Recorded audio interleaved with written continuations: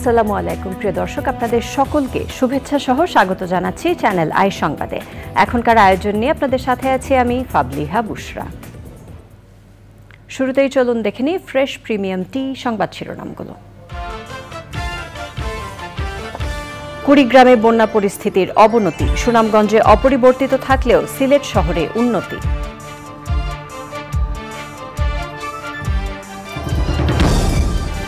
ভারতের সাথে সম্পর্ক বৈরী করে বিএনপি দেশের ক্ষতি করছে মন্তব্য, বাংলাদেশ সবার সঙ্গে বন্ধুত্ব চায় বললেন কাদের।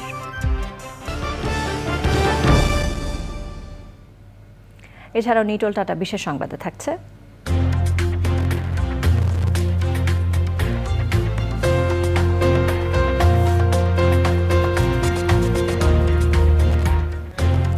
কেনিয়ায় কম খরচে 3D বাড়ি বানানোর খবর।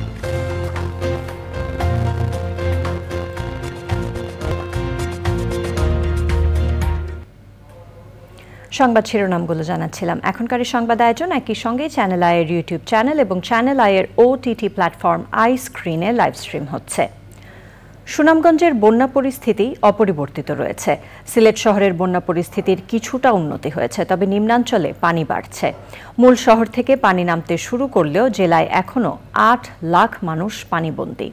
কুড়িগ্রামের নিম্নাঞ্চলে বন্যা পরিস্থিতির অবনতি হয়েছে। বন্যার কারণে সিলেট বিভাগের এইচএসসি পরীক্ষা 8 জুলাই পর্যন্ত স্থগিত করা হয়েছে। 9 জুলাই থেকে আগের রুটিন অনুযায়ী পরীক্ষা হবে। সাদিকুর রহমান সাকি, একে মুহিম ও শ্যামল ভৌমিকের পাঠানো তথ্যে রাজীব আহমেদের রিপোর্ট। সিলেটে ভারী বৃষ্টি ও উজান থেকে নেমে আসা পাহাড়ি ঢলে দ্বিতীয় দফা বন্যায় পানিবন্দী কয়েক লাখ মানুষ। পাহাড়ি ঢল আর বৃষ্টিপাত কমায় এখন কিছুটা স্থিতিশীল পরিস্থিতি, তবে নিম্নাঞ্চলে বাড়ছে পানি, বেড়েছে পানিবন্দী মানুষের দুর্ভোগ। আমরা ইট পালঙ্গের তলে দিয়া ইট দিয়ে আমরা কিছুই বাসা বাসাইতে পারি না, সব পানির তলে। আমরা খালি তোমার ফিন্তের কাপড়টা লিয়ে বাসাতে পারি আইছি। মালগুলো আপনার নষ্ট হয়ে গেছে, এখন আপনার মনে করেন মালগুলো ব্যস্ত যেতেছি। তিরপথ বন্ধ, পানি হইয়া পড়ে গেছে, কাস্টমার নাই, চলার মতো জো নাই। বৃষ্টিপাত কম হওয়ায় পরিস্থিতি উন্নতির আশা করছে পানি উন্নয়ন বোর্ড। গত 2 দিনের বিবেচনা করলে বৃষ্টিপাতের পরিমাণটা কমে গেছে। যদি এইরকম বৃষ্টিপাতের কম গড়টা আরও কয়েকদিন মেনটেন হয়, তাহলে আশা করা যায় সিলেট অঞ্চলের যে বন্যার প্রাদুর্ভাবটা সেটা কিছুটা হলেও কমে আসবে। সুনামগঞ্জের 7টি উপজেলার নিম্নাঞ্চল তলিয়ে গেছে। 1078টি গ্রাম প্লাবিত হয়ে পানিবন্দী হয়ে পড়েছেন 6.5 লাখ মানুষ। আশ্রয়কেন্দ্রে আশ্রয় নিয়েছেন 18,500 মানুষ। যে কোনো দুর্যোগের সময় আমরা সরকার, সমাজ এবং আমাদের দলের নেতৃবৃন্দ এবং এনজিও জিও সবাই মিলে বিত্তবান এবং যারা সামর্থ্যবান আছেন, যার অর্থ আছে তার অর্থ দিয়ে, যার শক্তি আছে তার শক্তি দিয়ে, যার জিনিসপত্র আছে জিনিসপত্র দিয়ে, যার বাহন আছে বাহন দিয়ে, সব কিছু দিয়ে আমরা সাহায্য করছি। আমি কুড়িগ্রামে ব্রহ্মপুত্র, ধরলা, দুধকুমার ও তিস্তা নদীর পানি বৃদ্ধি অব্যাহত থাকায় জেলার নিম্নাঞ্চলে বন্যা পরিস্থিতির অবনতি হয়েছে। বাড়িঘর ভাসি যাওয়ান, মানুষ ভাসি যাওয়ান, সব ভাসি যাওয়ান, পদ্ধতি না, মানুষ কিভাবে বাঁচবে, জনগণ বাঁচবে কিভাবে? ঘর বাড়ি তো সব চলে গেল। হাঁস মুরগি ছাগল ভাই মানে ঘর একবারে ডুবে চলে গেছে। জেলার বিভিন্ন স্থানে গ্রামীণ সড়ক ডুবে যাওয়ায় যোগাযোগ ব্যবস্থা ভেঙে পড়েছে। Rajib Ahmed, channel I. ভারতের সাথে বৈরী সম্পর্ক সৃষ্টি করে বিএনপি দেশের ক্ষতি করছে মন্তব্য করে আওয়ামী লীগের সাধারণ সম্পাদক ওবায়দুল কাদের বলেছেন, জাতীয় স্বার্থ রক্ষা করেই সব দেশের সঙ্গে বন্ধুত্বপূর্ণ সম্পর্ক রাখতে চায় বাংলাদেশ।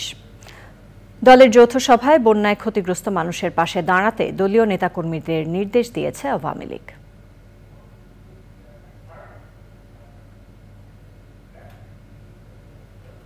বিএনপির সিনিয়র যুগ্ম মহাসচিব অ্যাডভোকেট রুহুল কবির রিজভী বলেছেন, নদীতে বাঁধ দিয়ে স্বাভাবিক গতি প্রবাহ বাধাগ্রস্ত করার কারণেই বন্যার প্রকোপ বেড়েছে। রাজধানীতে সংবাদ সম্মেলনে তিনি বলেন, সরকার আগাম সতর্কবার্তা ব্যবস্থা গড়ে তুলতে না পারায় মানুষকে সীমাহীন দুর্ভোগ পোহাতে হচ্ছে। বিএনপি সব স্তরের নেতাকর্মীদের বন্যা দুর্গতদের পাশে দাঁড়ানোর আহ্বান জানিয়েছেন রুহুল কবির রিজভী। বৈশ্বিক চাপ সত্ত্বেও গাজায় ইসরায়েলি হামলা অব্যাহত রয়েছে। ইসরায়েলি ট্যাঙ্ক ও ড্রোন হামলায় দক্ষিণ গাজায় ত্রাণের অপেক্ষায় থাকা 9 ফিলিস্তিনি নিহত ও 30 জন আহত হয়েছেন। এছাড়া গাজার নুসেইরাত শরণার্থী শিবিরে বোমা হামলায় 2 জন নিহত ও 12 জন আহত হয়েছেন।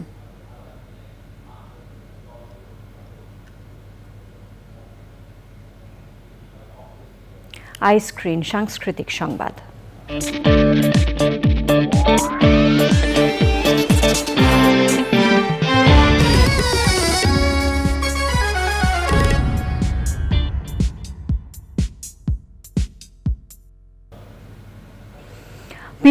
সবচেয়ে বড় ওটিটি প্ল্যাটফর্ম আইস্ক্রিনে প্রদর্শিত হচ্ছে জনপ্রিয় অভিনেতা মোশাররফ করিম অভিনীত টেলিফিল্ম ঠাটা।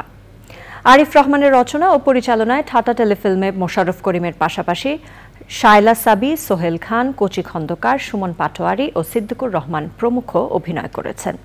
আইস্ক্রিন সাবস্ক্রাইব করে দর্শকরা উপভোগ করতে পারবেন ভিন্ন ঘরানার এ টেলিফিল্মটি।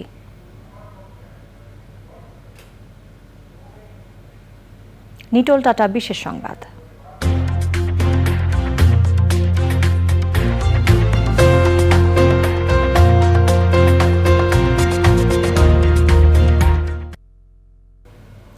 নিরাপদ ও ভালো মানের সাজানো গোছানো বাড়ির স্বপ্ন থাকে সবারই, কিন্তু মূল্যস্ফীতির এই সময় বাড়ি তৈরি যেমন ব্যয়বহুল তেমনি সময় সাপেক্ষ। এ ভাবনা থেকে কেনিয়ার রাজধানী নাইরোবিতে 3D প্রিন্টেড বাড়ি বানাচ্ছে একটি ঠিকাদারি প্রতিষ্ঠান, যেখানে স্বল্প আয়ের মানুষ বাড়ি নির্মাণ করতে পারবে নিজের পছন্দ মতো ডিজাইনে। খরচও হবে কম। কেনিয়া সরকার আবাসন ঘাটতি কমাতে প্রতি বছর 2.5 লাখ বাড়ি নির্মাণের পরিকল্পনা করছে। এতে 2 কক্ষের বাড়ি নির্মাণে খরচ হবে $22,000 ও 3 কক্ষের জন্য খরচ পড়বে $29,000। এবার জানাবো কৃষি সংবাদ।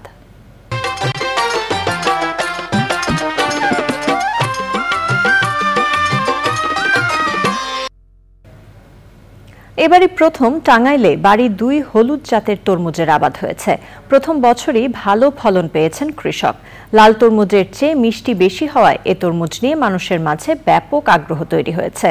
আর খরচ বাদ দিয়ে দ্বিগুণের বেশি লাভ করার আশা করছেন কৃষক। এখন দেখবেন প্রকৃতি সংবাদ।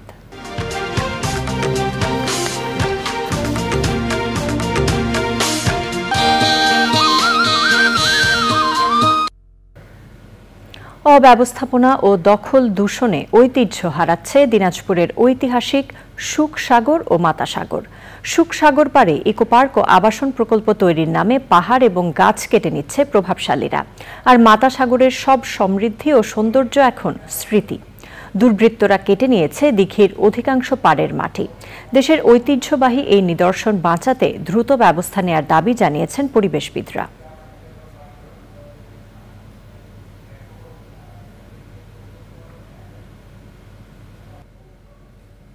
আমাদের পরবর্তী সংবাদ দেখার আমন্ত্রণ জানিয়ে শেষ করছি। এতক্ষণ সাথে থাকার জন্য ধন্যবাদ সবাইকে।